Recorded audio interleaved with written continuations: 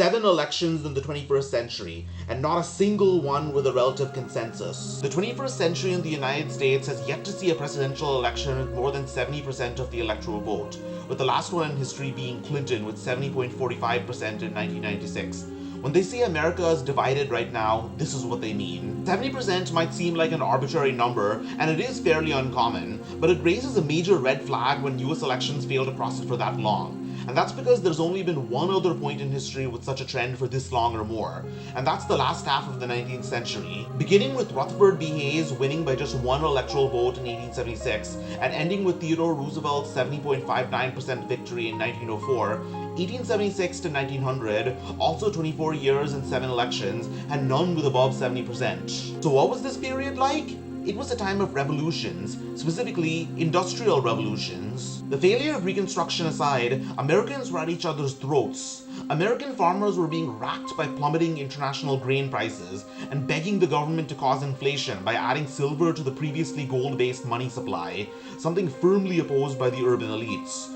This is possibly the central theme behind L. Frank Baum's The Wonderful Wizard of Oz. In the cities, factory workers were also growing restless, dissatisfied with their contracts with the captains of industry. Some formed unions and clashed with enforcers. Others lobbied the government to regulate labor and break up trusts, or at a more extreme end, embrace socialism. Americans were also at odds with foreigners, fearing over-immigration and labor competition from China.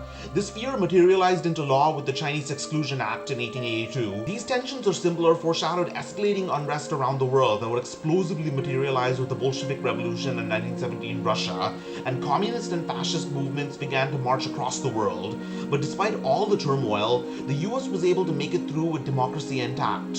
America is facing many of the same challenges now. Technology is marching at a pace faster than we can keep up. Inequality is at a high not seen in decades, and fear is growing in every country of outsiders, both in competition for jobs and disdain for alien culture. Needless to say, the cultural conflict is getting violent, with the tragic killings of Minnesota House Speaker Melissa Hortman in June and political pundit Charlie Kirk this month. But call me naive, but I still think we can get through it. Americans have always been good at finding a way, especially at the last minute, and it's why we're where we are right now, and not somewhere much worse.